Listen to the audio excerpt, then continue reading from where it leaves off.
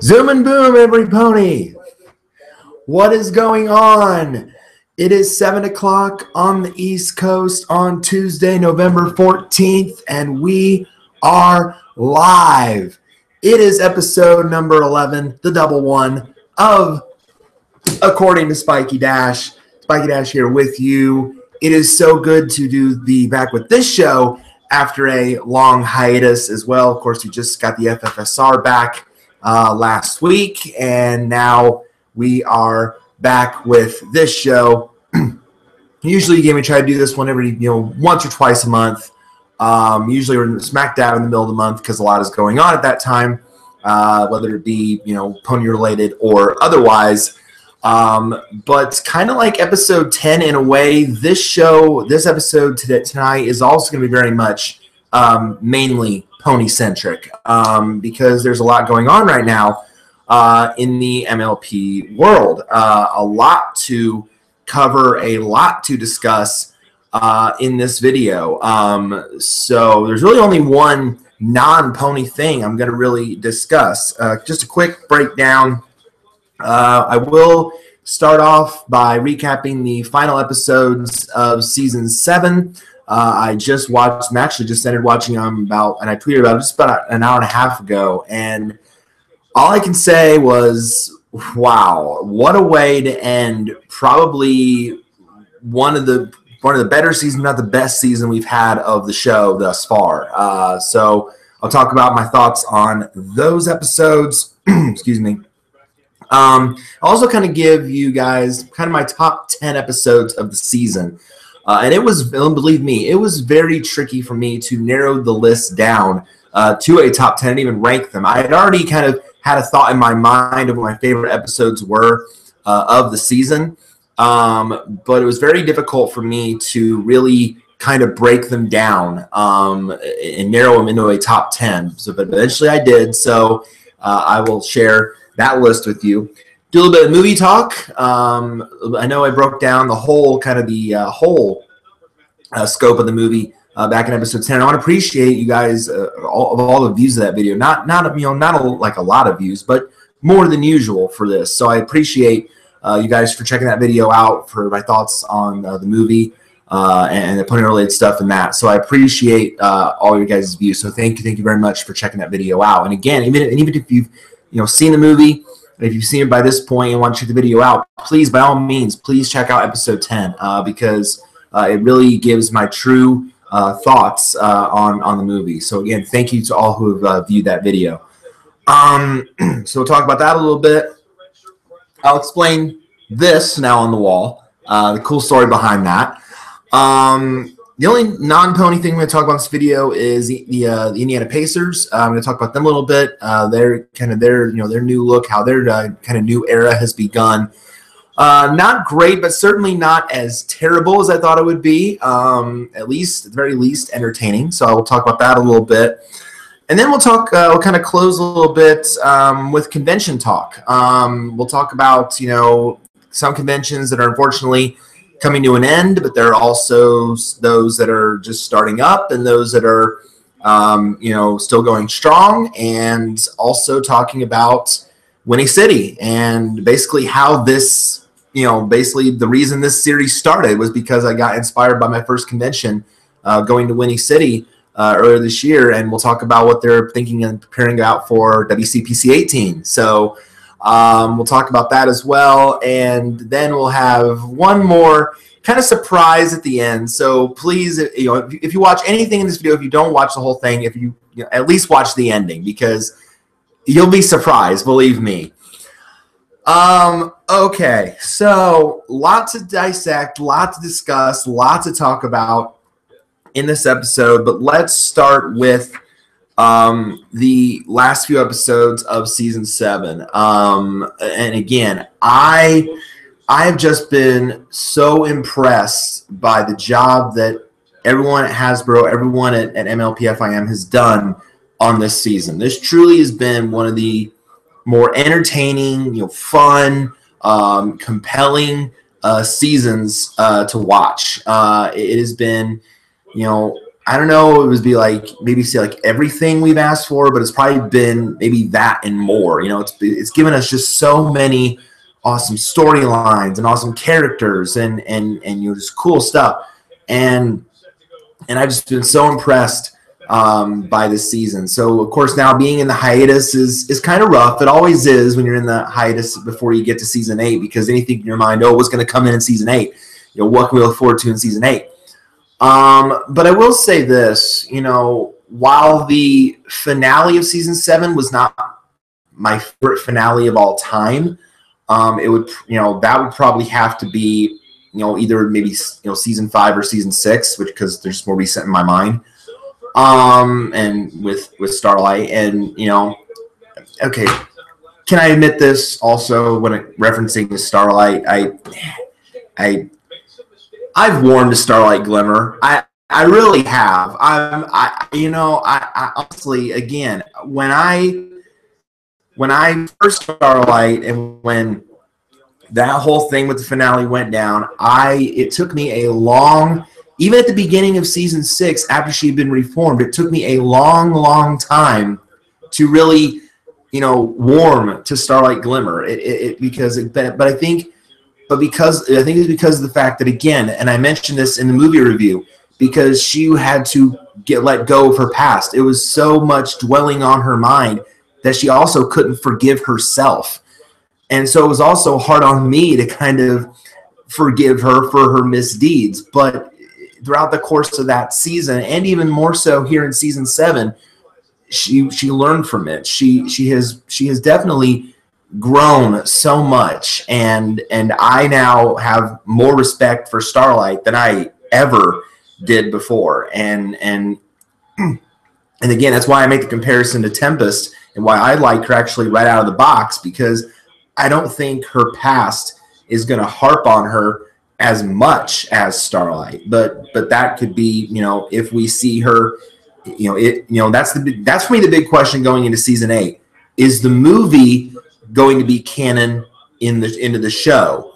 Because, you know, I will make a reference to this here early. We do see in the finale a reference to Equestria Girls in the show. So with some of the characters, actually, I'll just say it now, the Sirens.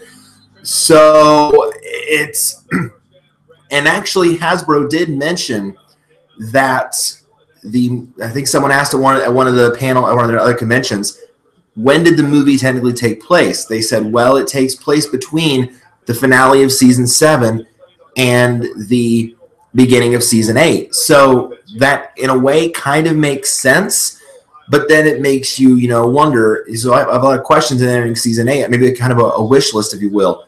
Are we going to see characters from the movie in season 8? Are we going to see Chrysalis at some point, and the Changelings in season 8? We didn't see them here in the season 7 finale. And remember, Crystal said at the end of season 6, I will get my revenge on you, Starlight Glimmer.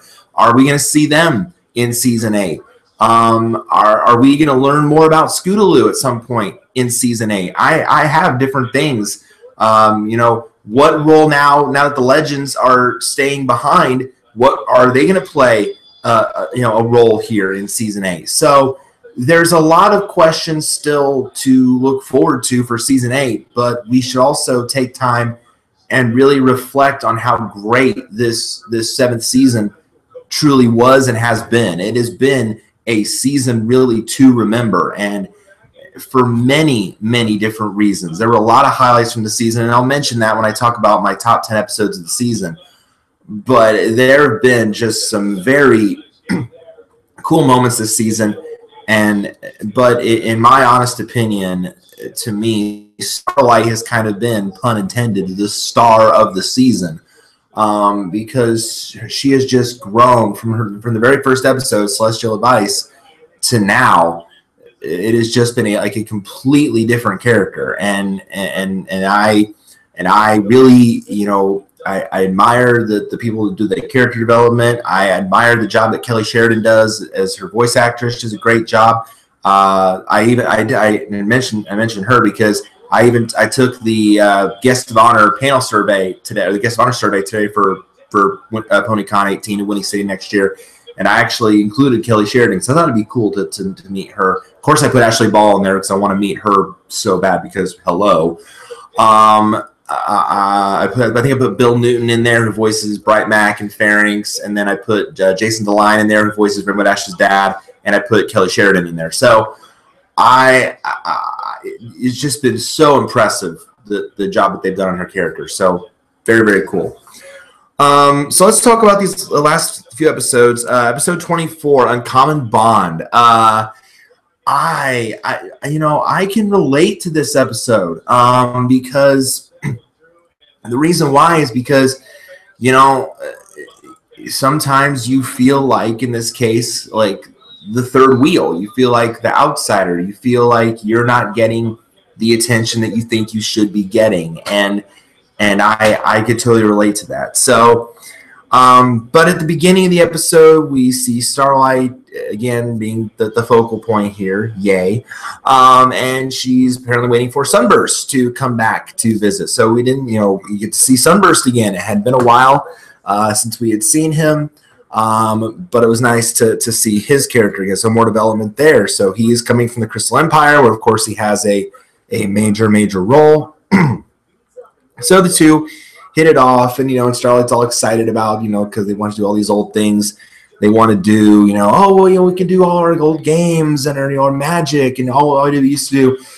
And then out of nowhere he mentions antiquing, and we're like, wait a minute, what? We never knew you liked antiquing. This is new for you, Sunburst. Where did this come from? Sunburst would get along with my mom. Let's just say that, because she's kind of into that herself, and I'm not. So that's definitely new. And the funny thing was that Sunburst is kind of becoming like Rarity. He brought a lot of stuff with him to Ponyville, so that was funny.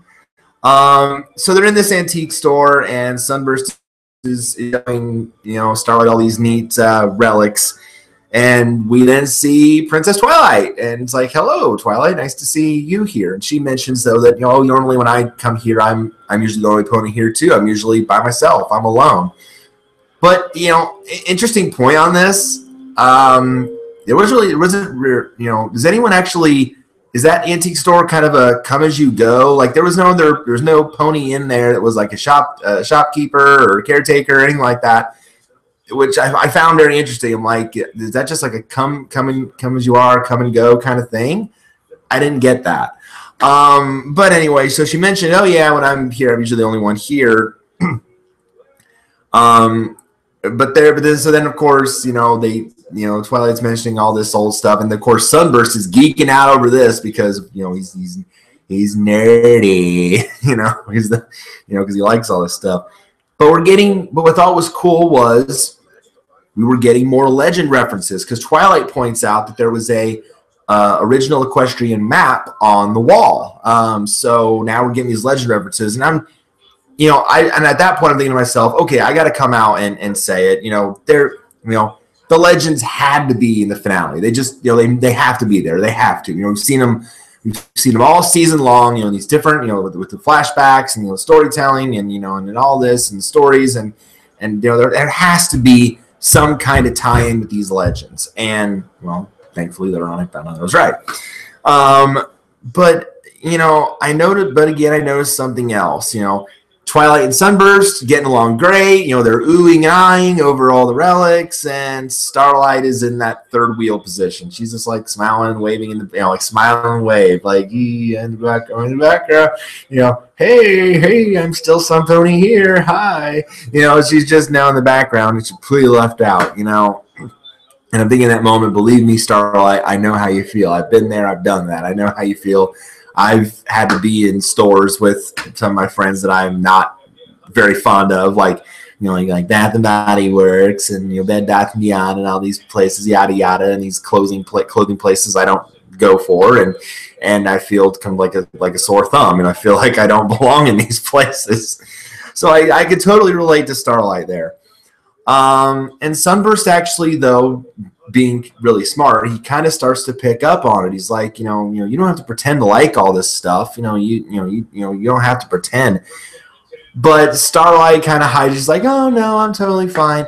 And I'm thinking to myself, though, Starlight, you know, shouldn't you have learned from season 7, episode 2, all bottled up, that you shouldn't hide your true feelings and emotions?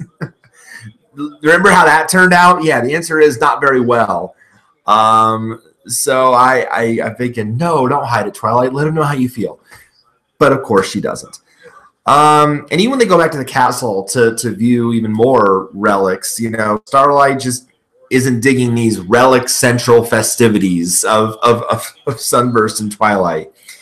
And not that I would blame her. Like I said, I wouldn't either. I'm not into antiquing.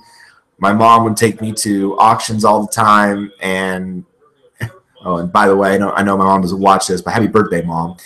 But I before anyone asked, what'd you get her today? I gave my mom a couple gift cards. I gave her a card at work. I surprised her. True story. She actually totally forgot that it was her birthday. True story. I'm not going to say my mom's age on here, though, for obvious reasons. But she even forgot. And her secretary at work that I know very well also forgot. So I walk in with an envelope and a card in my hand. And the next thing I hear is, shit. And I'm thinking to myself, wait. You didn't know? And so I walk in to give my mom a present. I'm like, she's like, oh my gosh, I totally forgot. And it's like, wow. So I actually have it written down to remember, because if I don't write things down like that, I forget. So I wrote it down to remember. So at least it's nice to know that I'm letting people that in my inner circle know, hey, it's my mother's birthday. Anyway, different tangent. So yeah, I got taken to auctions and antique stuff when I was younger. I wasn't thrilled about it. I didn't want to be there, but I had to pretend to like it anyway. But yeah, I sensed the struggle to come. I was sensing in this episode, because this bond between Twilight and Sunburst, you know, seemed to be getting stronger, hence the title Uncommon Bond. And, you know, but again, the two seem to kind of sense, okay, wait a minute, you know, Twilight, Starlight is not getting into this. She, you know, clearly she looks upset. You know, let's set all this aside. Starlight, what do you want to do? And she's like, oh, well, yay, glad you asked me. Glad you now include me in all this. You know, and so they're going to let her dictate, pun intended, what to do next. And so she decides to get this board game called Dragon Pit, kind of a callback in a way to the Dungeons and Dragons episode from earlier. And you know, that goes well at first, but then Twilight gets too excited and she ruins it by turning the whole board over.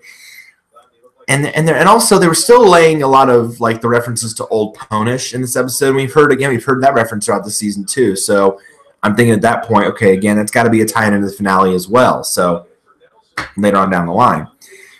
So after the day's over, you know, Starlight's, you know, already thinking about, okay, well, maybe now, you know, you got to spend your day with Twilight today, and that was all well and good and great, but maybe now tomorrow we can spend some more time together, because that's what you came here for in the first place, Sunburst.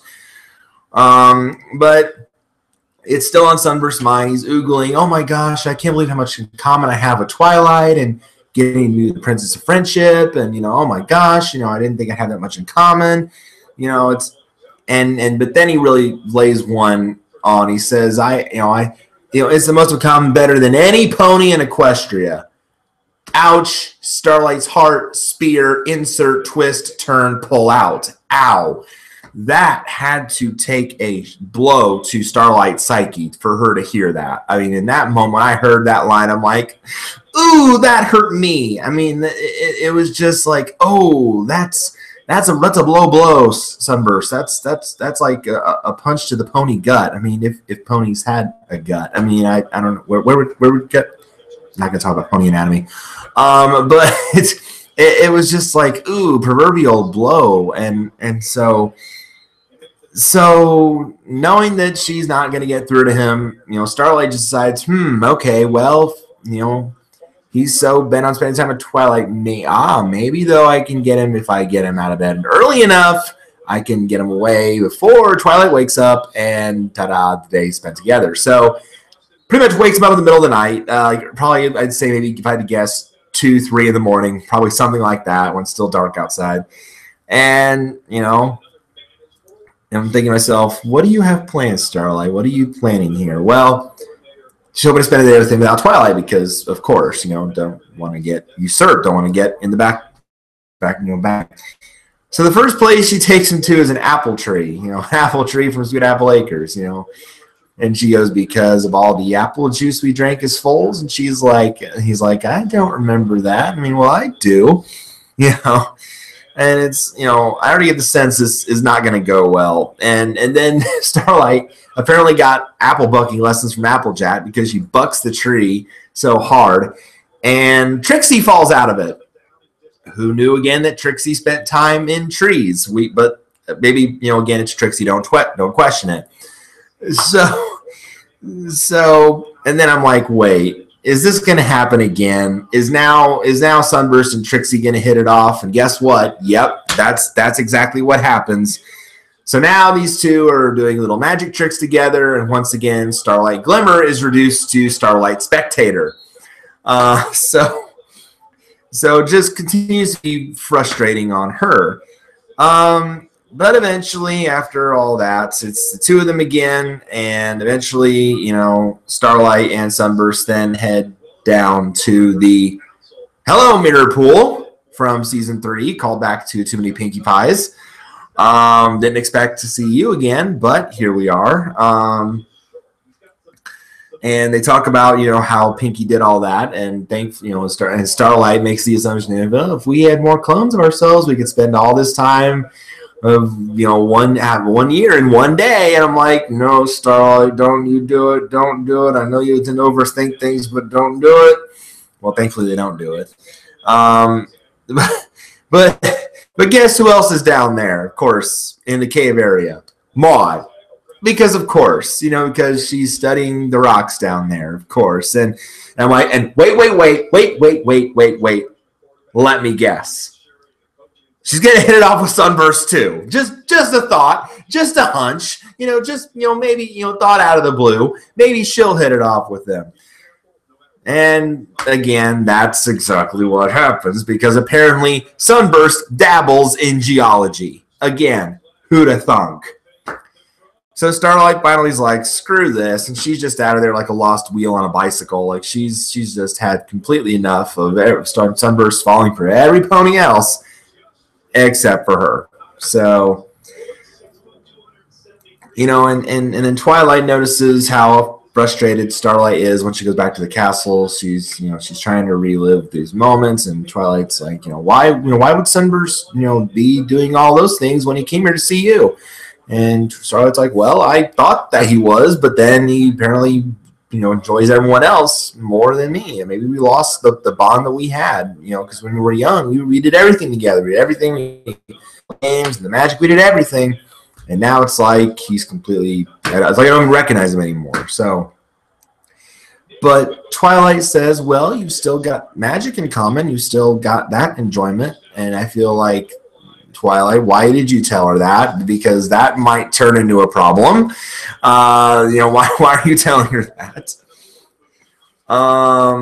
So then it becomes, of course, Starlight, not only then she comes up with this spell, and she, not only makes a image of their childhood home, but then either through an age reversal spell somehow, or again through a different method, they turn back into foals stunningly. And at that moment, I felt like, wait a minute, why am I getting a Forever Philly vibe kind of here? Like Starlight wants, Sunburst to be, again, back to the way things were, back to being where they were when they were young, doing things when they were young, and not, accepting, as he is now. I kind of got that vibe from that moment. But Sunburst is having none of that. He's not happy about it at all and just gets mad. And that is the breaking point for Starlight. That totally breaks her spirit. That totally, eliminate, and she reverses the spell, but then she's just completely broken. And at that point, Sunburst, of course, is feeling guilty. You know, he knows like, oh man, I screwed up now. I really got to find a way to fix this. I need to figure out. You know, it's great that I got along with all of Starlight's friends so well, and I shared a common interest with Twilight and Trixie and Maud, and that's great. But I feel like I've lost what I had with Starlight as a result. I feel like you don't.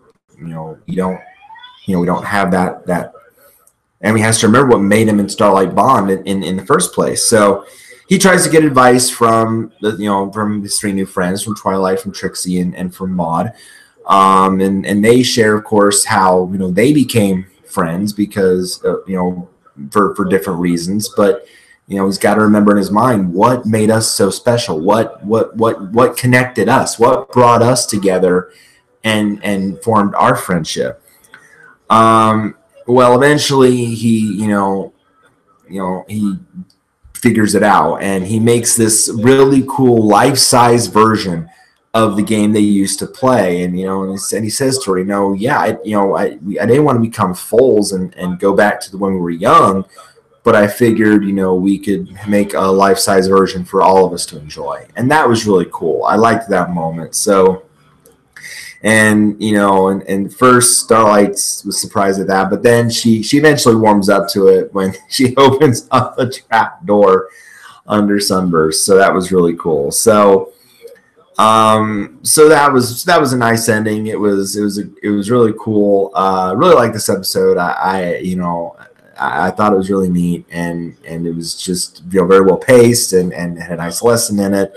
But then the episode kind of left us on a bit of a cliffhanger.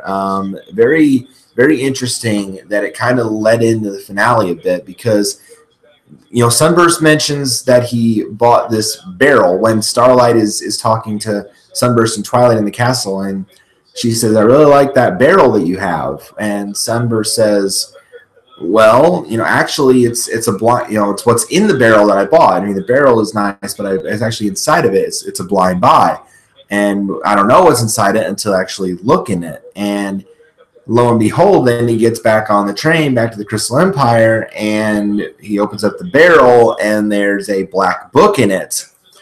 And I'm like, oh, what the hey is that? Like, I was like, whoa, okay. This has to have something involved with the finale. I mean, it clearly there's something up with this. So that was a very interesting cliffhanger to go to the finale. Now, I will say about the finale, here's again talking about shadow play. I wasn't so thrilled with part one. I liked part two a lot more. I really didn't like the first part. I didn't like the lead up to it. Because I felt like it kind of did a poor job of explaining not explaining really what happened to the legendary ponies. Like it didn't really do a good job of it. It seemed like it was creating more confusion in my head than anything else. To me, it was just really odd.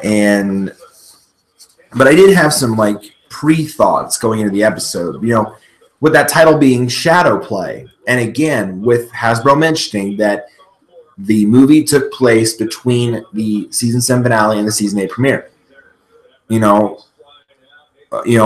We're going to see Tempest Shadow in this episode, because the movie, of course, had already come out before the season 7 finale airs. So maybe I thought, okay, maybe we're going to see Tempest with the title being Shadow Play. Maybe we're going to see her in this episode as the villain beforehand. So are we going to see it? B, what role the Legends were going to play in all this, if any, because, again, I thought at some point they'd have to because we've seen it all season long.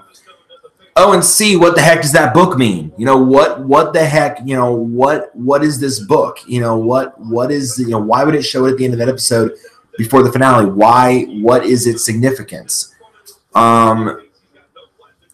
So, as it turns out, the book belonged to Star Swirl the Bearded, stunningly, and again, this is like Twilight's idol. This is like, you know, her, you know, the best wizard, best magician of all time, you know, in her eyes. This is like, and as it turns out, these legends were kind of their own main six. This was the main six before the main six. Like, this was the original group, and you know, all, you know, with Rockhoof, Miss Main, Flash Magnus, Somnambula, Mage Meadowbrook, and Star Swirl himself. Holy Ponish, these were the original elements of harmony. Like, these were the original main six. So it's kind of like these main six spearheaded our main six. So it's like the main six before the main six. It's, you know, it's pre-main six in a way. It was like, wow. So this was completely stunning. And actually, I think he called them the Pillars of Equestria, is what they referred to themselves as. And I'm pretty sure it was Star Swirl that was narrating. Granted, Sunburst was reading as we found out he was reading it, but it was out of Star Swirl's journal. So these Pillars of Equestria, these six that we had seen all throughout the season in these legendary stories, were actually real. They were actually true. They truly existed, and they apparently were in this battle, and you know, so we find out from this backstory, and there's a pony that brought them all together. So there's apparently one pony that brought this group of six together to, and I guess in a way, protect Equestria. And apparently he wanted the power all for himself. He wanted their abilities all for himself. Gee, doesn't that sound familiar with a lot of the villains that we've had? And this power-hungry pony then transforms into this Pony of Shadows. And supposedly there was this sacrifice made that happened. And so in that moment, I'm thinking, oh, well, then maybe because we all thought that they had disappeared, maybe they sacrificed themselves. We all, because that's really all we get before we come back to present day. So there was, I'm thinking, okay, then all these legends then are just gone, like poof, because everyone, as we all mentioned, because mentioned, we heard that Mage Meadowbrook had vanished without a trace, and then we had heard that, Somnambula had I think was gone, and all these legendary stories, so just vanished.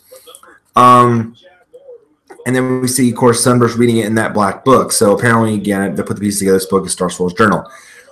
So he shares that information with our current main six, along with Princess Celestia and Luna, who, of course, were Star Swirl's pupils a long time ago. So it's kind of interesting to see this chain. You had Star Swirl teaching Celestia and Luna, and then Celestia teaching Twilight, and then Twilight teaching Starlight. So kind of a cool, down the road, down the chain connection there.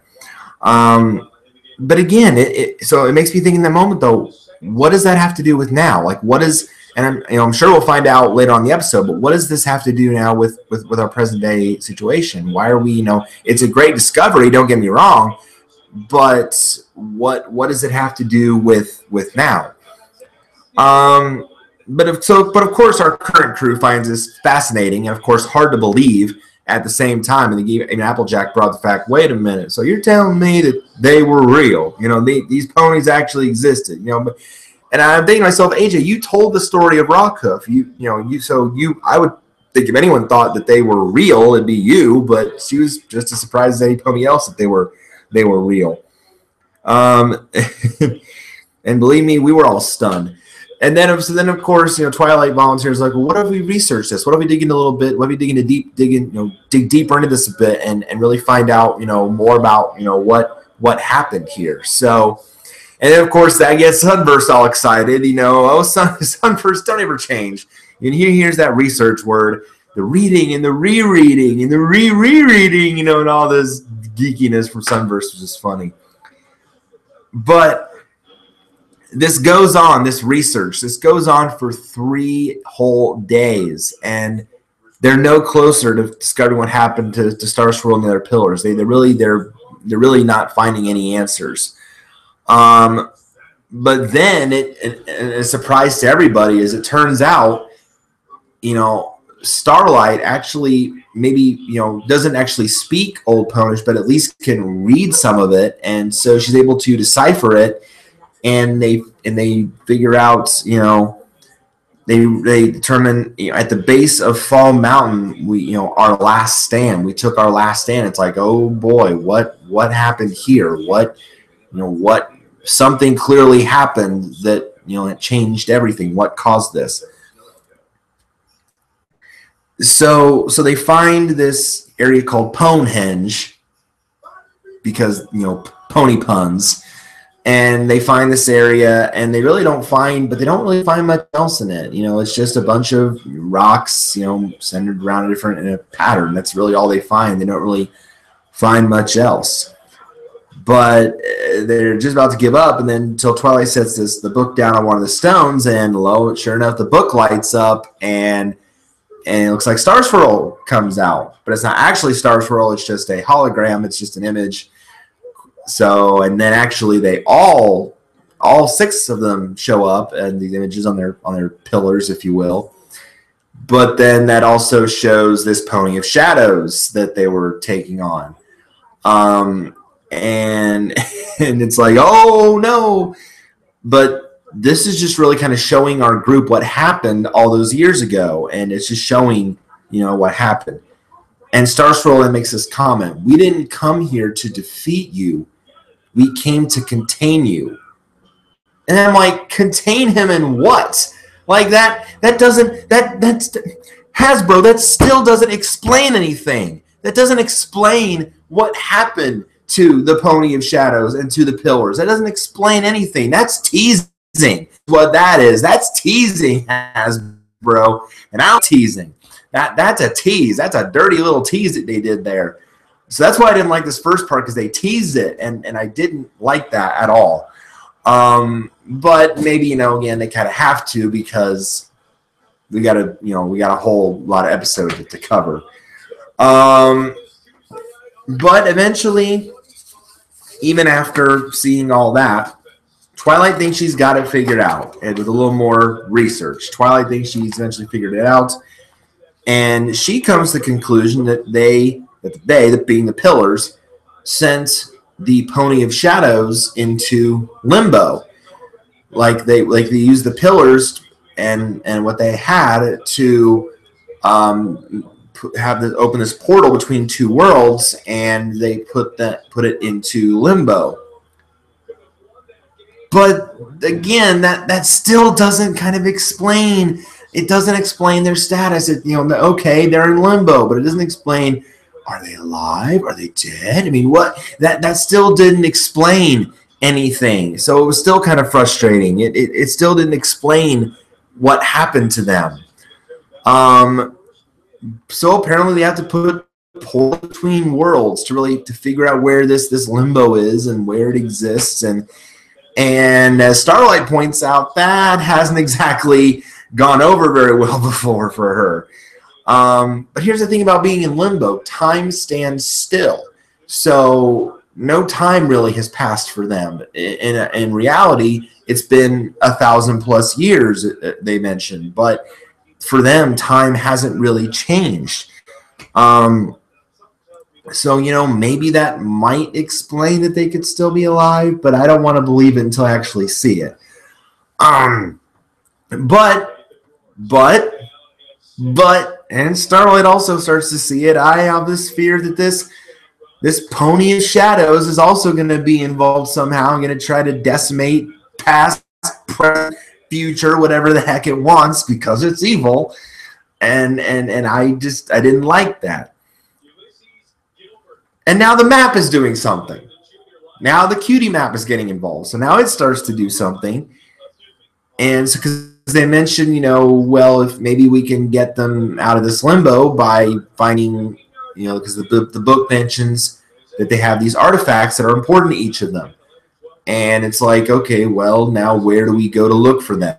Well, the map then starts actually showing them where these artifacts are. And the pony that originally either told the story or pointed it out points out the artifact. So it's like, well, no trouble who's going to go after what, based on what we know about these stories.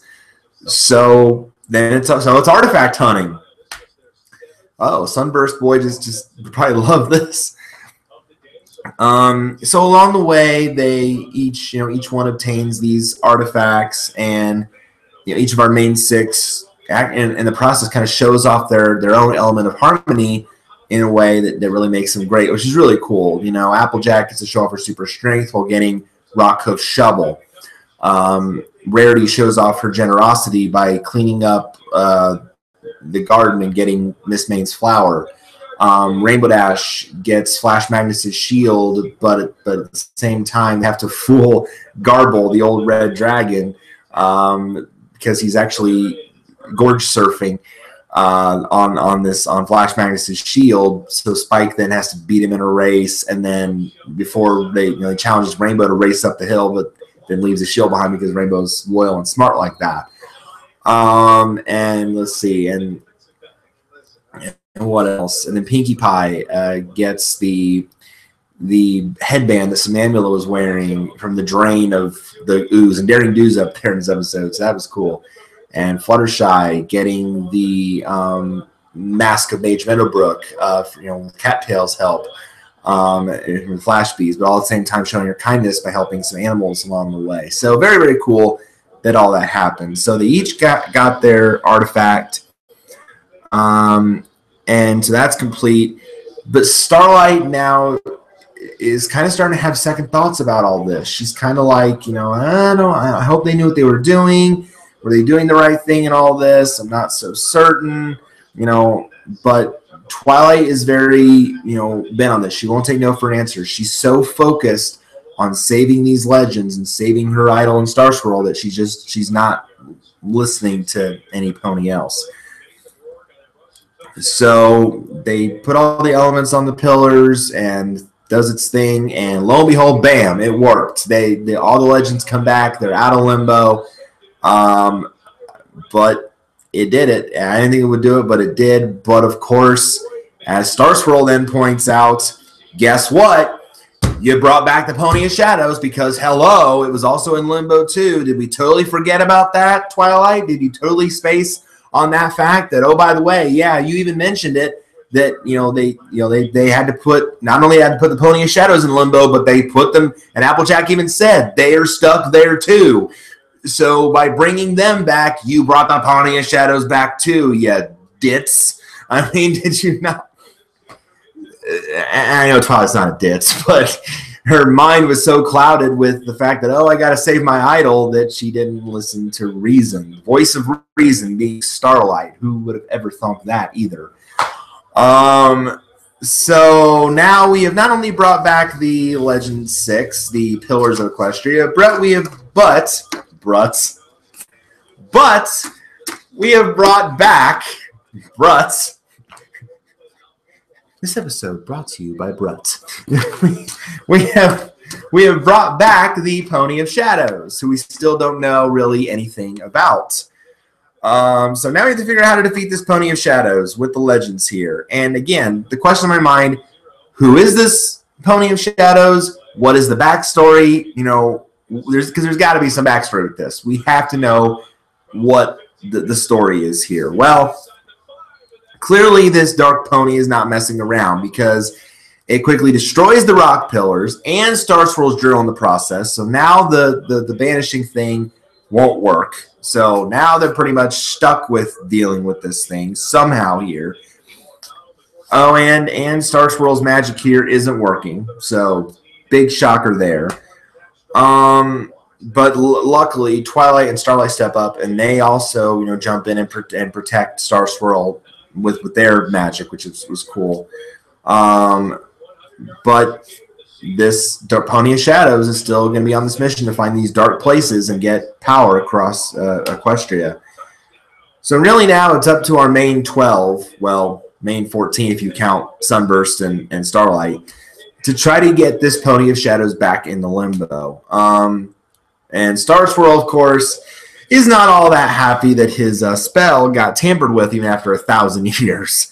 He is not liking Twilight right now, which of course lets her down a little bit.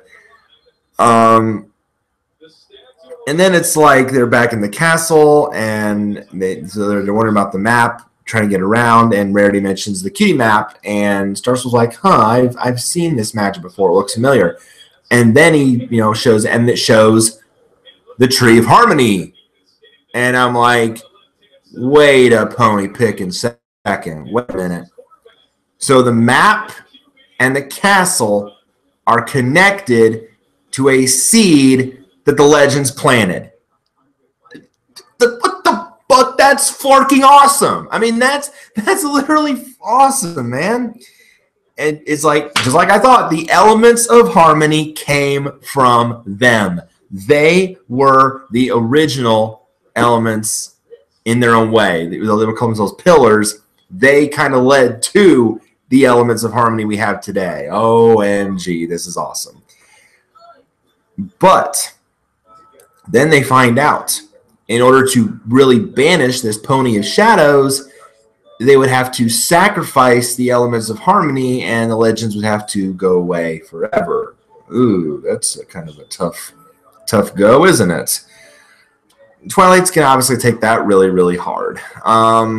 But being Twilight, being, overly, trying to think there's got to be another way, she finds a way, because she finds out, well, if the pillars hold the portal open long enough, a powerful pony can do that banishing spell all by herself, even if they lose the elements. So she's willing to go through with this. But then again, Starlight, our voice of reason, has an idea that really doesn't involve banishing. I wonder what that could be. I wonder.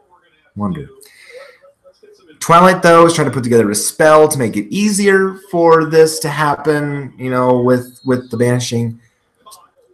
But Star Swirl is, of course, very skeptical. He doesn't think, it's time to take that risk. But, of course, all her friends stick up for Twilight, and then he starts to consider it more. So eventually he goes through with it. But where's the villain? Where is this pony? Where is this pony of shadows? We don't, we still don't know where he has taken off to. Well, lo and behold, the map tells us. The map tells us that it's somewhere called the Hollow Shades. Interesting. Fitting for a shadow pony to go to the Hollow Shades. And Applejack actually made reference that a member of the branch of the Apple family lives there. That's kind of interesting.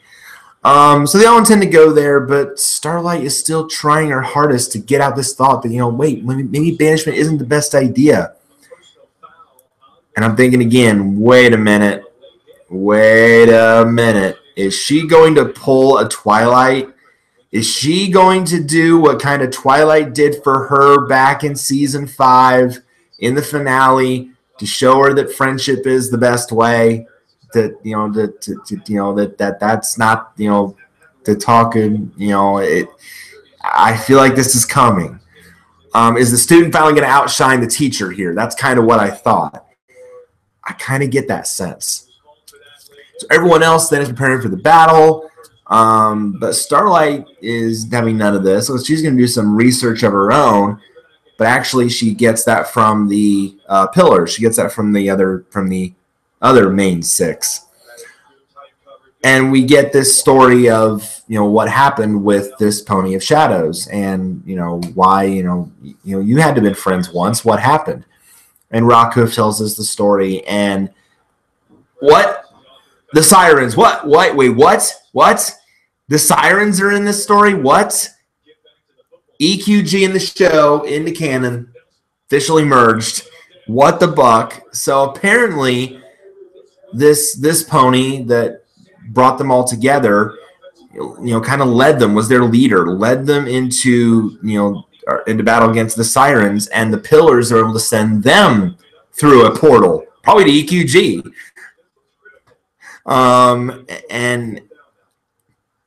But of course, guess what? The unicorn that brings them all together gets none of the glory. He's just been, because in the background, because he doesn't have any abilities of his own. So the 6 of them get all the love and yay and thanks, congratulations, you're the heroes. He gets none of it. So So then he was like, well, I want to be, a part of this, but he was trying to use their same artifacts for a spell to make, for a spell, and he was cast out for stealing them. Which then leads me to the question, well, then why did he steal them? So he was cast out of the group, and that, of course, led him to become bitter and exact his revenge. And we find out the pony's name is Stygian, and apparently, but Starlight again thinks there's got to be more to this than just revenge. There has to be something more to this. That just sounds too too odd. It's just something else isn't right. And that all maybe ever wanted was to be included with them, just like Starlight and, dare I say, Tempest in the movie. Starswirl obviously can't be convinced here. He's kind of a dick. He does not get friendship. But Starlight feels that she's right in her heart. But they do follow through on Starswirl's plan. They get the elements of harmony, so yay, we get to see them one more time at least. They end up in this Pony of Shadows castle, in this, or actually more like a well underground. And Starswirl puts them in this bubble thing, I guess, dome, if you will, to protect them from whatever the pony's going to unleash. And Starlight says, isn't there another way? Are you sure this is the right thing to do? I'm going to give you one more chance here to back out if you want. But nope, they decide it's now or never. We're going to open this portal up. So, but as the portal opens and the Pony Shadow starts getting sucked into it, Twilight's about to push him through, and it's like, wait, there's a pony in there. It's Stygian. He's in there. And so Twilight then jumps in it, and then it looks like, she's inside with him. She's now inside this shadow thing. And all Stygian wanted was respect. He didn't want their magic. He didn't want their power. He simply wanted to be included. He, kind of like Spike in a way. He wanted to be, he wanted to be battling by their side. He didn't want to be stronger than them. He wanted to be one of them. He wanted to be included. And, that's all he wanted. And then everybody realizes that. Starswirl now realizes that, so his eyes open up, and Starlight's like, gives him a look like, see, I told you. And so now it's like, okay, now we got to save him. Now we got to get him out of this thing. Clearly, he wants to be with them. He wants to believe that, this all could be true. That this darkness is not who he really is, and he can be light. He can be friends. So eventually, Twilight and Starlight start yanking him out. Not enough. Then everybody pulls, and eventually they get him out. So eventually, the Legends side, they're going to do a bit of exploring, but they finally settle down. And then we get the group hugs at the end.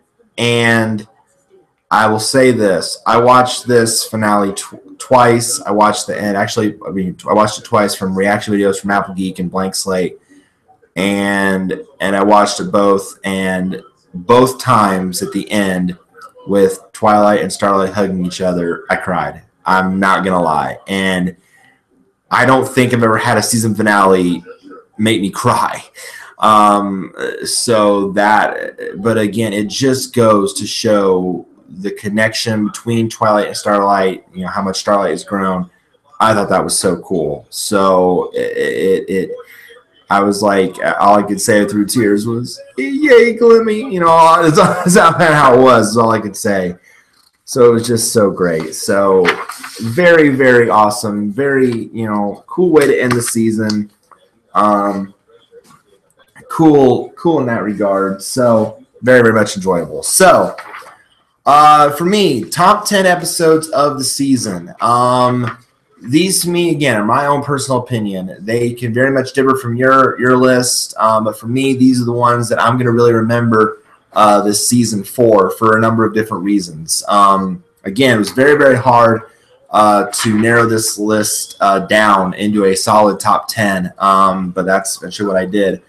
The number 10 spot was really hard for me to pick. I was also considering for this spot Flurry of Emotions. I really liked that episode with the relationship between Twilight and Flurry Hart. Rock Solid Friendship. I liked that episode with Maud. Building a connection with Starlight, and then whether it's time whether to move to Ponyville or Ghastly Gorge with Pinky. So I liked that one.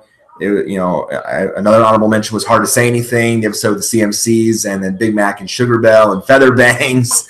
I liked that episode. And then Secrets of Pies was another one that I had honorable mention, because the thing with the Rainbow Dash and the pies was just it was too funny. So I like that from a humor standpoint.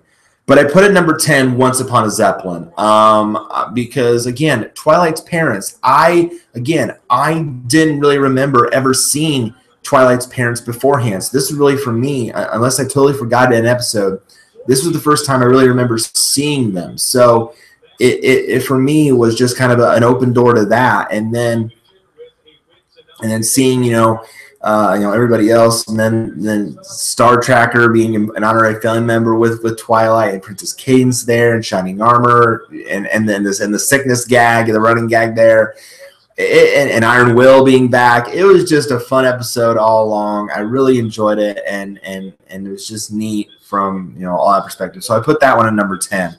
I put Uncommon Bond at number 9. I thought this, because again, I could relate to that episode in so many different ways. I could relate to how Starlight felt being the third wheel, but seeing again the connection that Sunburst was forming with Twilight and Trixie and Maud, and then Starlight's feelings and all that, I could totally relate to that. So that's why I really liked that episode.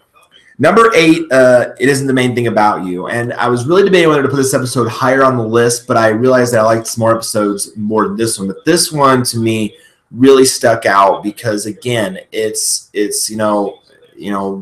your inner beauty coming through and, for shining from the inside out. That was the big moral of that episode. And with Rarity and her mane, and then completely turning it around and realizing, the only pony that changed was me. I just looked at things from a different perspective. I was the one being down because I didn't like the way this looked, but then I changed, and it's like, oh well, I can still be beautiful. So to me, I was really debating whether it should be higher on the list, but I felt like it was appropriate to put there because I just like other episodes better. I put Triple Threat at number 7 because I really liked, again, this episode to me had a lot of things that I liked in it. And, Dragon Lord Ember, Thorax, Lyra in a speaking role, which rarely happens, and just the dynamic between Spike and Ember and Thorax, and then Starlight and Ember not being able to tell Starlight and Twilight apart. I mean, that was just a funny running gag. And then, the scene in the end where Ember and Thorax are talking to each other about, Thorax needing to be more assertive, and Ember opening up about her feelings. That was cute. That was sweet. So I really liked that episode. So I put that at number 7. Number 6, To Change a Changeling. Love this episode. I mean, again, anything with Thorax, I love his character. I love Rideout also would be a great pick to meet at Winnie City. So maybe you can get him too. But that would be, I love his character. I think he's just so cool. And again, meeting Pharynx, who's also voiced by Bill Newton, and that dynamic there was just really, really cool to see. And then seeing the Changeling Hive, seeing how it was coming together, all the new things that Thorax had implemented, the feelings for him. I mean, all that was just really, really neat. But then Pharynx and them suddenly realized they had to defend themselves from the Malwarf, and that was just a really, really neat episode. All right, top 5. Number 5, Royal Problem. I mean, this episode should be in the top 5 of any of your lists this season. This was one of the, again, neater episodes of the season because there was a friendship problem between Celestia and Luna of all ponies, and Starlight getting called by the map herself to fix it. That was just a total mind blower, and apparently she was the perfect one to fix it because she went with her gut. She went with her gut instinct to switch their cutie marks and see how the other half lives, and really, empathize with each other and show how important one is to the other. You know, that they can't rule Equestria without how important they really are. So, and why they should be more accepting of each other's, you know, duties around, you know, running Canterlot Equestria, the whole deal. So, yeah, that episode was just really, really awesome, and I loved it. And of course, Daybreaker, hello, that was like one of the big shockers of the season. I put the finale at number 4, Shadow Play, only again because I didn't like the first part. I was more in tune with the second half, the second part of the finale than I was the first, because again, the first half frustrated me because we didn't really get many explanations as to what it kind of dragged out. It didn't, you know, we didn't really give us explanations to what the status of the legends were or the Pony of Shadows until later. So, but as the episode went on, and they, you know, and Starlight kind of took on a big role in it, and then again had that voice being the voice of reason, and then later finding out that she was right, you know, that just kind of, you know, and again the ending just blew my mind and made me cry. You know, it was, like I said, it wasn't my favorite finale of all time, but at the same token, it was still good on its own. So it's still one of the better episodes of the season, just not my favorite in my opinion, because I still think it's not one of the stronger finales that the show's ever had. My number 3, Parental Guidance. Again, for obvious reasons. I think I can speak for the fandom when we wanted to see Rainbow Dash's parents. I think it was time, and just Bo Hot Hoof and Wendy Whistles are just so cool. I mean, yes, they're overexcited, they're over exaggerant, they're very much celebrating their, and there was a Wonder Bolt was just awesome. Scootaloo, their report was just so cool. Getting to see Rainbow Dash, her room and all that stuff, and the sound effect. I'll never forget it. One of my favorite line moments of the season. Bo Hot Hoof, great timing. Scootaloo, great door. I mean, I die. I die every time on that. I have to keep watching back. Great timing, great door, great timing, great door. And I just am clicking back and forth, and I just keep laughing because it's so funny. So I love that episode. I love Rainbow Dash's parents. I love the episode, and Rainbow Dash learns a hard lesson not to take advantage of what your parents give you. So I love that episode. Number 2, the premiere, Celestial Advice. I love it. Again, it goes, you know, it goes to show, you know, not only to admire what Starlight, Thorax, Discord, and Trixie did at the end of season 6 in saving Equestria without magic, mind you, but again, showing, you know, what the next step was for Starlight, and Twilight thinking in her mind, what is next for her? What, you know, where can I send her to be, you know, so great? But then, you know, realizing, you know, Starlight even said, I'm not ready yet. I wasn't ready to go yet. I need, you know, and then of course Twilight giving her the present, giving her the mirror. That was emotional too. That got me emotional too, because seeing Starlight tear up and crying, that got me. That got me really good. So really, really liked that episode. I thought that was great. And, you know, and were it not for one other episode, it'd probably be the best one of the season. But you guys know I'm going to say it, number 1. Perfect pair. I mean, come on now. I mean, I said it all series long. There was, you know, it was going to be really, really tough for an episode to top what that episode did mentally, emotionally, physically. I mean, that episode, if that does not tug at your heartstrings in some way, check your pulse, check your mind, something's wrong with you. I mean, that episode, the voice cast did a great job. William Shatner, Felicia Day, Bill Newton, everybody did a great job with those roles. The story was amazing. Seeing the parents' backstory, this feud between the apples and the pears, everything worked. And then, of course, the song, You're in My Head Like a Catchy Song, brilliant, absolutely masterclass. One, you know, masterpiece episode, one of the best, you know, the best episode of the season, if not one of the best episodes in series history. It will go down as one of the best. So to me, there was nothing that could go well done to everyone for you know, and an absolutely wonderful season 7. I can only imagine what's to come in season 8. Like I said, I mentioned a couple things at the top. I really look forward to seeing it, what we're going to get. It is going to be absolutely outstanding, and I cannot wait. Bravo to everyone associated with the show, from this fan, for all of you for season 7. Thank you for the great job that you did. This was truly a fun season to watch, a fun season to follow, and I can't wait to see what's to come. All right, let's talk about a couple other things real quick, because I know I'm already over an hour. I know just getting out those took a lot of time. Movie. The My Little Pony movie, I just read yesterday on Equestria Daily that it just hit the $50 million mark in theaters. That is absolutely awesome. That is outstanding. It's really showing, how big, this fandom really is, and how much it embraces this franchise. And so that was really cool to see that. And Hasbro mentioned at their big convention that because the movie was doing so well in theaters, maybe we see a sequel. And really, if you think about it, it maybe sets up for one a little bit, because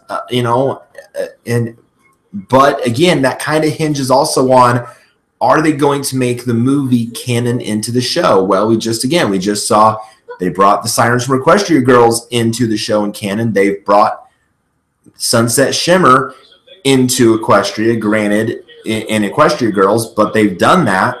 So maybe we see Tempest Shadow in an episode, or we see the pirates, or God forbid, dare I say, even Capper. Maybe we see them in an episode of the show. Time will tell, but that's like one of my main wish list things for season 8. Will we see movie characters in season 8? That will definitely be an interesting thing to come. But certainly a sequel would be awesome. But I don't know what direction it would go in. Maybe Tempest would play a bigger role in that now that she's reformed. Does the Storm King come back, eventually? Really, I don't know how he could, because he died. Does a new villain emerge somewhere along the way? A lot of questions could go in the direction of a sequel. Could the Legends play a role in that? There'd be a lot of directions to go here. There's also pictures of the internet of Starly becoming an alicorn at some point. Is that going to happen down the road? There's a lot of question marks out there regarding a sequel. So it would certainly be great. It would certainly be a hot debate topic, and I think one that a lot of storylines could go. So yeah, I think it'd be a great idea if that happened. Obviously, $50 million, I don't know, I think that's domestic and international combined, is a great number to hit, and especially for an animated movie, I think it's great. And hopefully, if we do get a sequel, it'll be awesome. Now, I also read that they're targeting a January release. They're targeting a January release for the DVD and the Blu-ray. And I saw that the Walmart version of the Blu-ray is going to come with, of course, the bonus features, and you get a movie water bottle. Very cool. So keep that in mind. So they're put right now, from what we know, January. No official date yet, but January release for the DVD and the Blu-ray of the movie. All right, let me talk about this. Let's see if I can take it down here off the wall just real quick, just to show you guys. And I don't know if I'll leave it on the wall or not. I might not leave it on the wall because it's just too freaking cool. On Twitter, there are a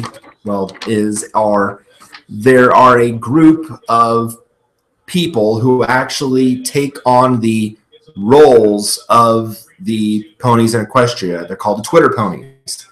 Some of you, I'm sure, are aware of this, and there's even a whole Wikipedia page on it. I might put a link to it in the description down below so you can see all the Twitter ponies that are out there. And I follow a lot of them and read their adventures and that they do, and it's very, very cool. There's all the main 6. There's Spike. There's Thor. There's a Thorax. There's multiple, I think, multiple Pharynxes. There's now a Tempest Shadow and a Captain Solano and a Princess Skystar, and you get the gist. There's all these characters now, and there's even characters that are created. Like there's some members of the Royal Guard. There's a Brave Soul. There's like a dragon named Ember Scales. There's of course there's Dragon Lord Ember. There's all so there's characters actually from the show, and there's created characters that they kind of put into the MLP world and play this role. So very, very cool. But there's of course other characters out there that also kind of do this role-playing, RP role-playing counts. And one of them that I follow is Captain Spitfire. Being a huge fan of the Wonderbolts, and because you've seen me before with my my Spitfire and Soren figures, my Spitfire and Soren plushes. And oh, by the way, my vinyl Spitfire, in fact, here she is right here. She sits right here on my desk, guarding my desk. Leader of the desk.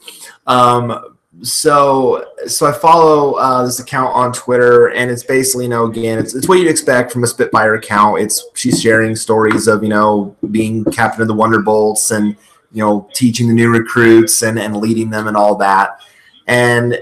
But it's also, very cool that, whoever runs this account is respectful of Spitfire's fan and the fan base. And sometimes she will do Q&As or autograph sessions on Twitter. And I was always, trying so hard. I'm like, oh man, I want to get an autograph. And so and some days when they do it, I'd be at work. So I'm like, oh, I'm going to miss this one, and the other days I'd be there. I'd tweet, okay, I'm in line now for one autograph, and I miss out on it.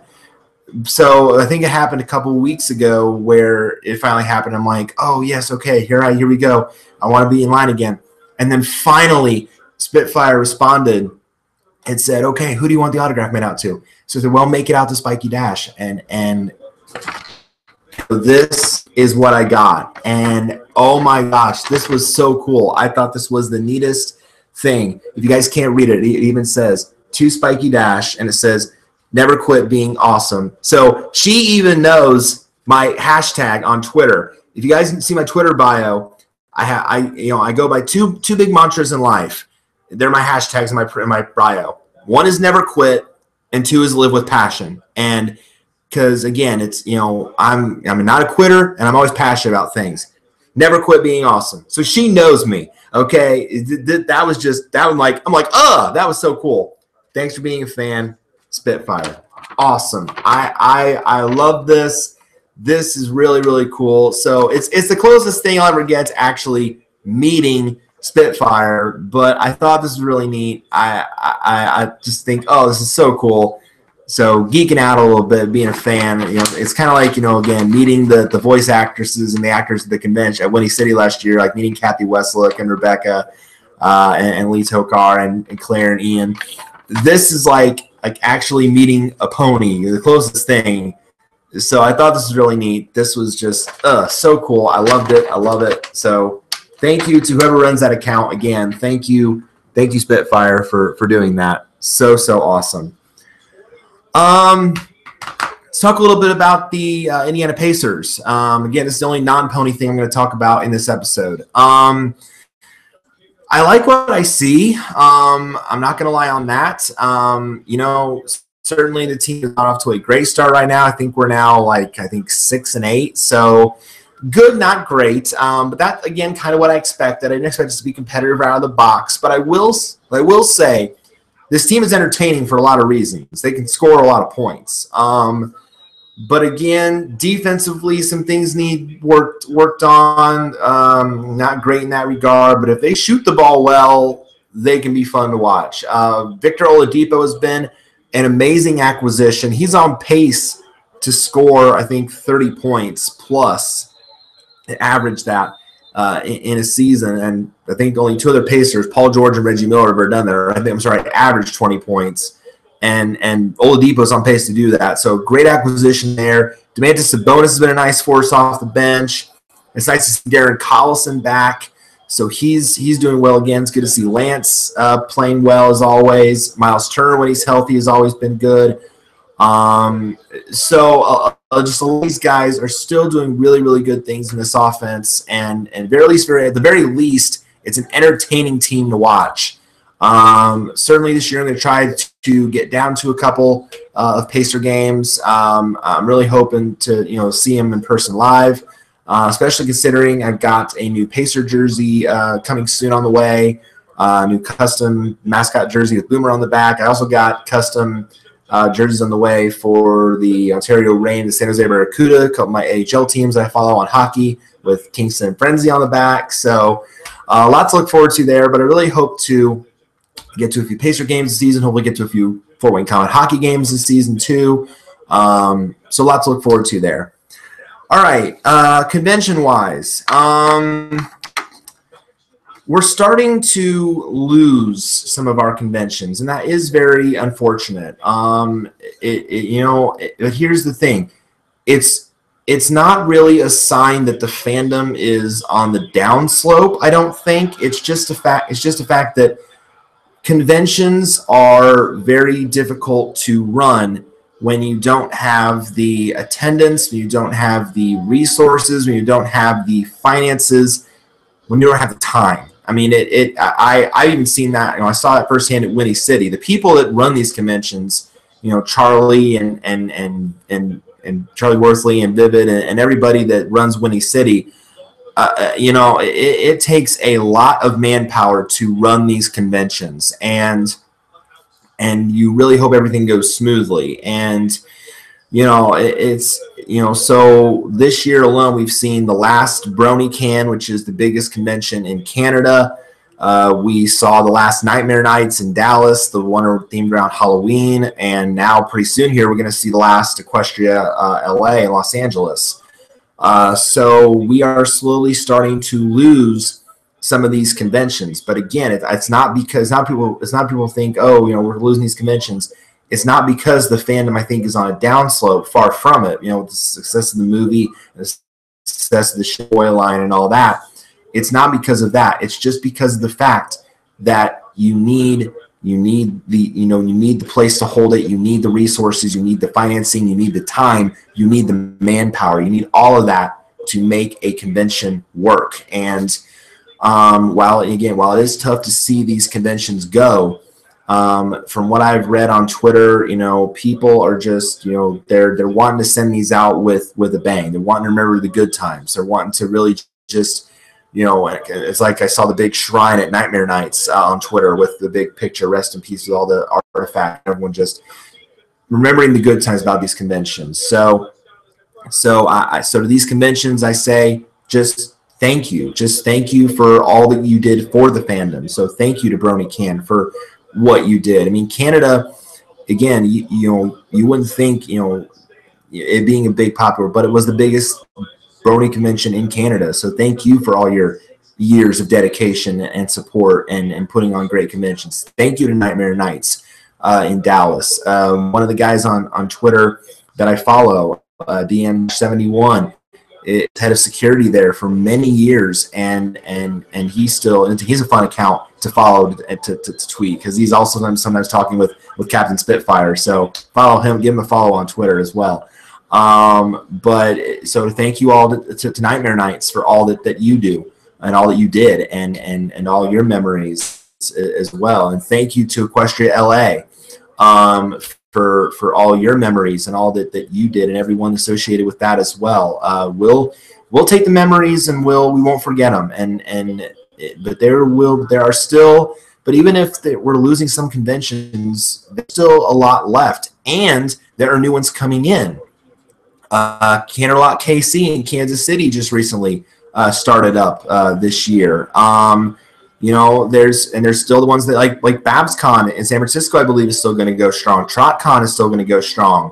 Everfree Northwest is still going strong. Ponyville Cider Fest, which just wrapped up its 17th edition in Milwaukee, is planning for next year. Of course, Winnie City is planning for next year. So, and of course, BronyCon in Baltimore, I assume, is still going to be going strong. So there's still a lot of conventions left. The conventions, the convention group as a whole is not, while it may seem like it's on the decline, it's not dying as a whole yet. There's still conventions to enjoy. So while it is tough to see some of these go, just remember the good times. Remember the good times that you had, the memories you had at these conventions. And I want to know, your memories. If you have a memory from BronyCon or from Nightmare Nights or from Equestria LA that you want to share, please hit it, put it in the comment box below. I'd love to read about your guys' stories and your memories from these conventions. I really want to know, what went on here and the memory that you have that will stick in your mind forever. What jumped out at these that really, left a mark on an impact on you? Did something at these conventions make you respect the fandom even more, make you become a part of the fandom? With me, with Winnie City last year, as I mentioned when I started, I have Winnie City to thank for not only starting this web series for me, but also getting me back into writing fan fiction. And I never thought that would happen ever. But I have Winnie City to thank for that. Because, granted, it was my first convention ever. And going in, again, I didn't know what to expect. I went in totally blind.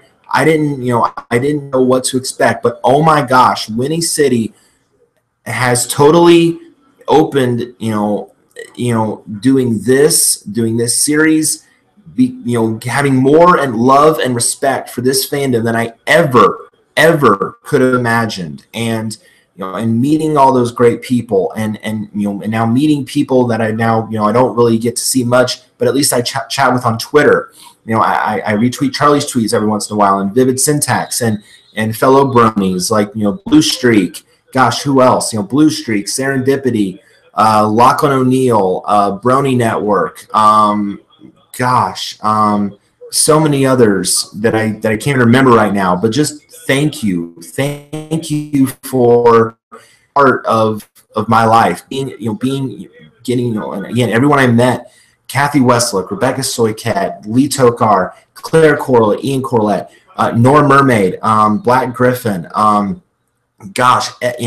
Apple Geek, and all these reviewers now that I see. Apple Geek, I hope to meet you guys at Winnie City next year. Apple Geek, Blank Slate, Rarity Dash, all you guys that have inspired me to do this and to and to get back in it. Thank you. I cannot thank you enough.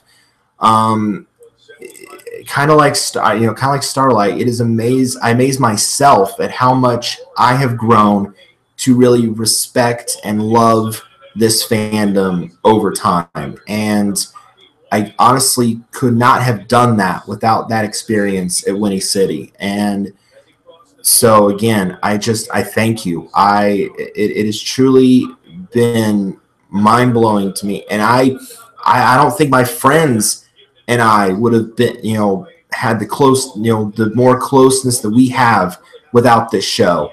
Me and Matt and Erica were already close before this show entered our lives, but we always talked about it. And we were always talking about the episodes and the characters and all that.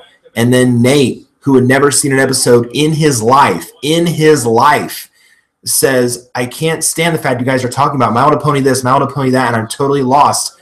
I want to watch an episode. And then one episode became 2 for him, and 2 became 3, and 3 became 5, and 5 became a night of binge watching on Netflix.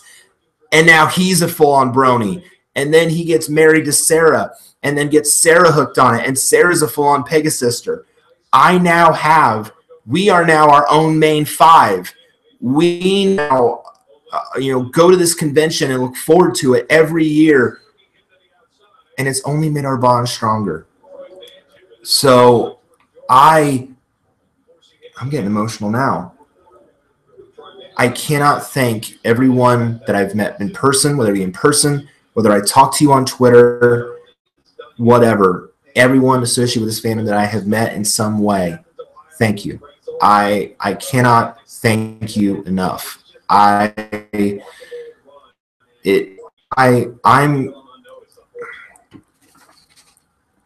These cons, while they may not go on forever, as Rarity says, fans come and go, but friendship is forever. we're still going to be fans. We're still going to have this fandom. And I'll say right here, I'll make a plug for it right now. Winnie City 18, the website, it's live. Winnie City PonyCon 18 is live right now. You can go to the website, winniecitypony.com. The theme is Old Chicago, which is different, I will say, but it looks pretty cool. I will say, though, and if you want to be a sponsor this year, they have raised the prices a bit from last year. So you might want to save up a little more money to get, if you want to be at least an Earth Pony sponsor, like what I'm going to try to do this year along with my friends as well. So keep that in mind because we want to get some of the perks this year. But it is live. Check it out. Register for panels. For those of you who do panels, you can do that right now. Take the guest of honor survey. Decide who you would like to see as guests of honor. Just go ahead and do that. But I'm committed. I got one more thing left on this list. I am committed to this fandom because of the great people that I have met and the great people that I follow on Twitter and the great just everybody. I'm committed. As far as this fandom goes, I'm not going anywhere. hashtag Brony for life. I am Brony till I die. I am not going anywhere. I love this show. I love this show. I love this fandom. I enjoy being a part of it. And I did a lot of thinking over these past couple days. And, I want to show you all how committed I am. I want, and I didn't know how to do it in any other way, really. I wanted to do it in a pony-related way.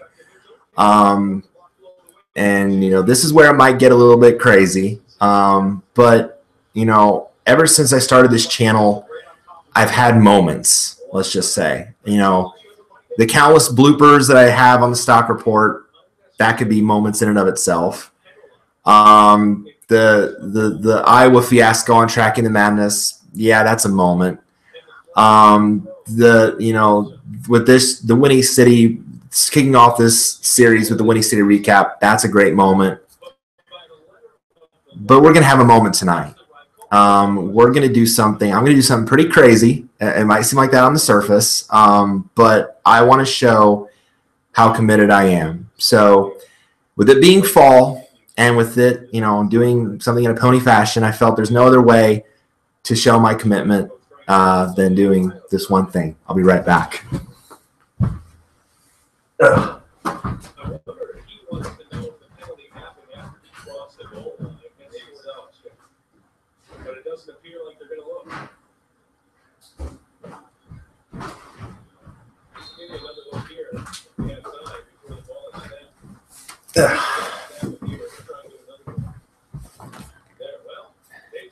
This is a gallon of apple cider. Now, you might be now staring at your screen saying to yourself, Chris, Spiky Dash, why are you holding a gallon of apple cider? Well, you got to think. The ponies enjoy this every fall. Applejack sells it, and they really enjoy apple cider. So I thought, it would be no more perfect to show my commitment to this fandom, to show how committed I am, than to chug a gallon of apple cider on YouTube. So that's what I'm going to do. And again, I will say no one has forced me into this.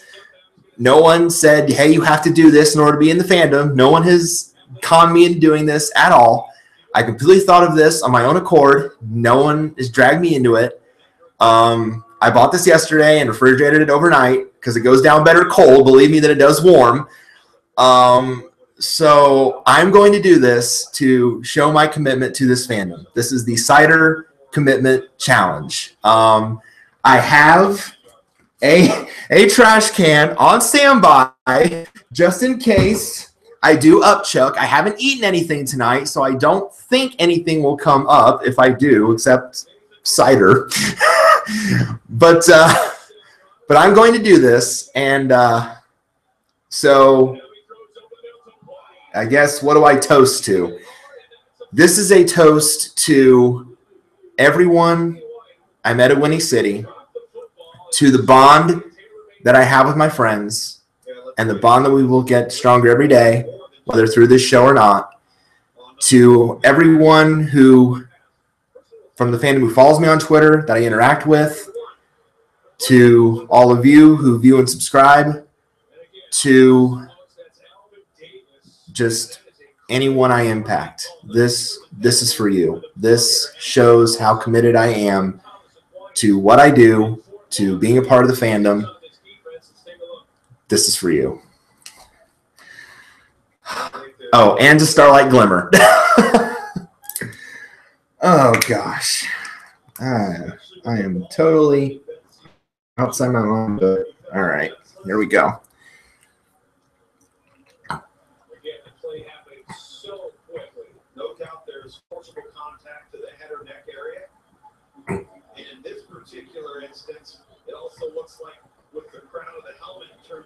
Oh God! Oh. This is going to take a while.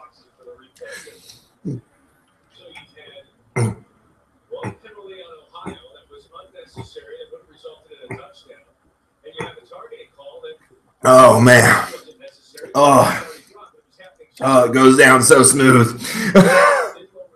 Oh my gosh! Look at that bitter aftertaste, though. Oh gosh.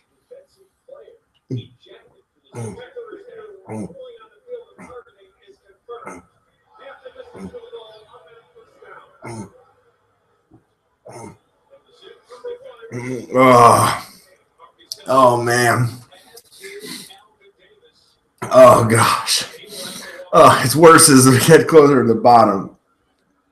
Oh my gosh, man. Oh.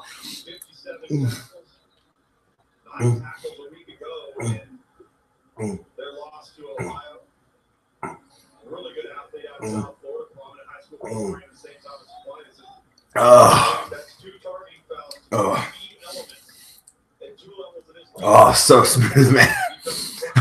I feel like I'm getting drunk just doing this. Gosh dang, ponies. Why? Oh, this is so freaking bitter. But damn it, I'm committed.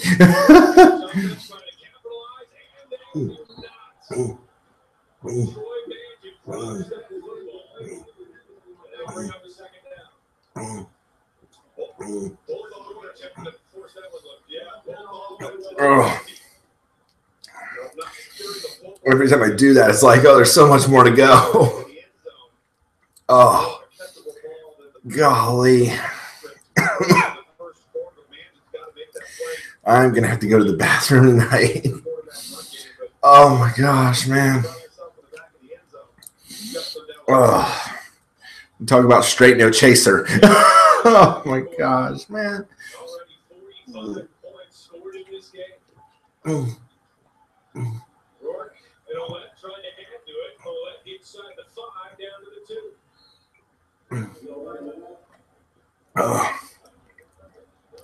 Oh man. Oh.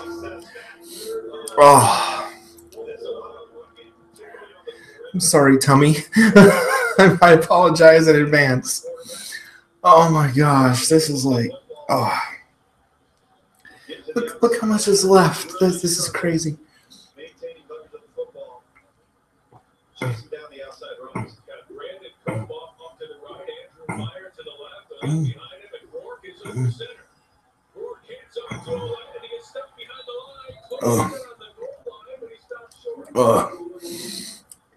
Oh man. Oh gosh.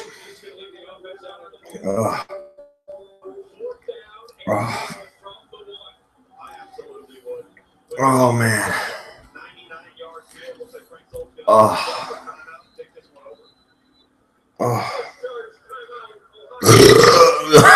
Oh golly.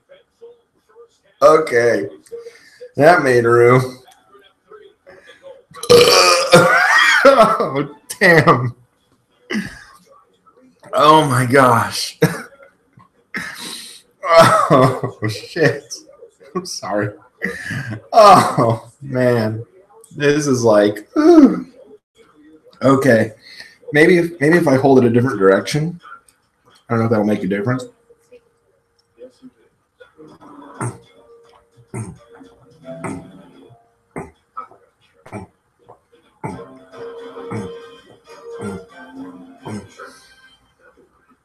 Oh. Oh. Freaking sweating, man. This is like, oh, this is like, oh. You ever have that moment when you're doing something and then you regret it? I think I'm starting to hit that point. Oh. Oh my gosh.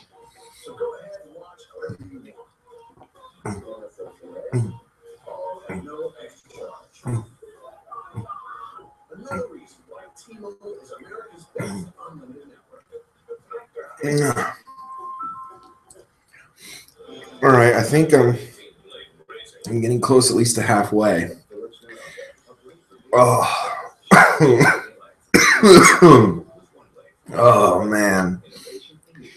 I don't think I'm gonna throw up yet. Oh. This is like, oh. Oh man. Again, that bitter taste in my mouth. Oh. This is like, oh, I can't.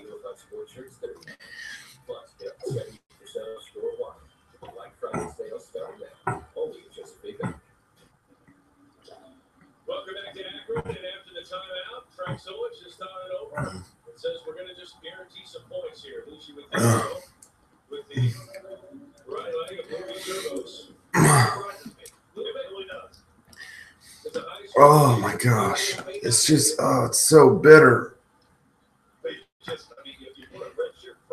Oh, man.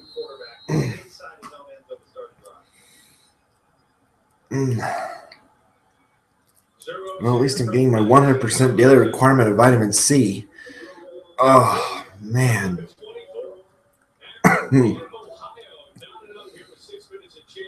Oh.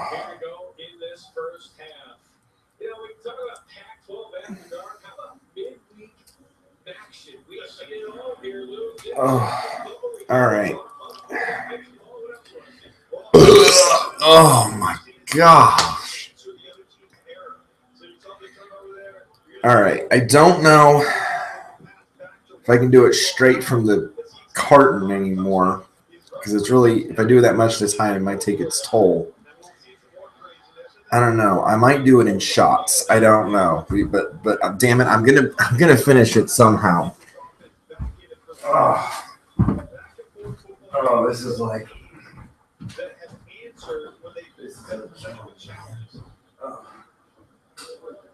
And last year, when these two teams met, they combined for 12 points and 125 yards.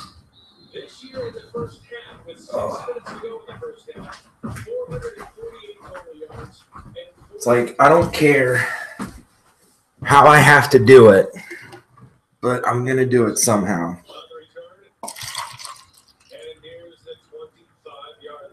Oh, oh man.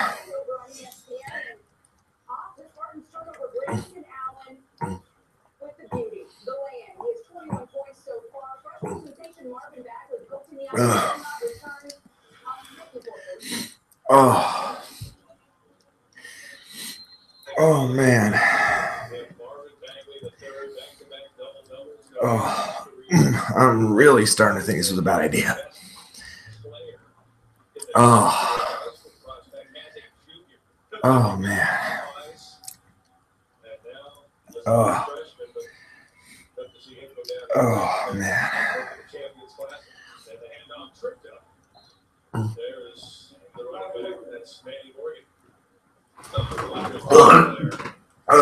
Okay.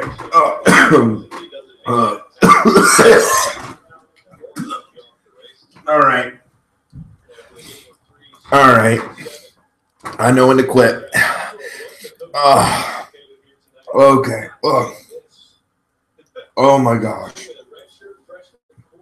That was it. Oh.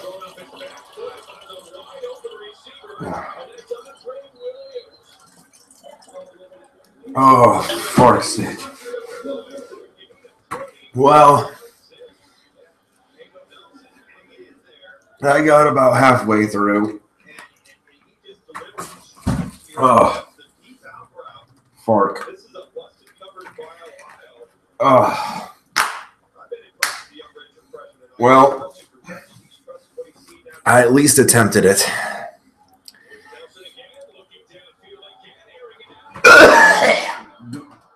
Oh.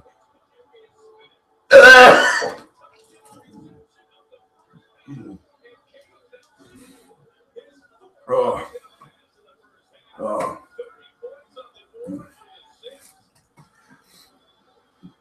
Oh. Oh. Oh. I'm committed. And if chugging a half gallon of apple cider doesn't tell you that, then I don't know it will. I'm Spiky Dash. And we'll see you next time for episode 12. It might be the end of this month. It might be early next month. We'll see. Let's talk about, I don't know. I'll figure that out in due time because we're in hiatus. And also, FSR Week 11 is coming later this week at 8 o'clock on Thursday night. Tune in for that. I'll probably be researching more tonight if I don't have Chuck anymore.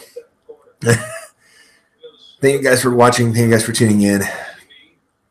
And I will see you all on Thursday nights, hopefully in a better state of mind. And I will never, ever be doing that again. I'm just going to tell you right now. But I want to show you guys how committed I am to this fandom. Thank you. Good night. God bless. Spiky Dash. Out. Ugh. Oh.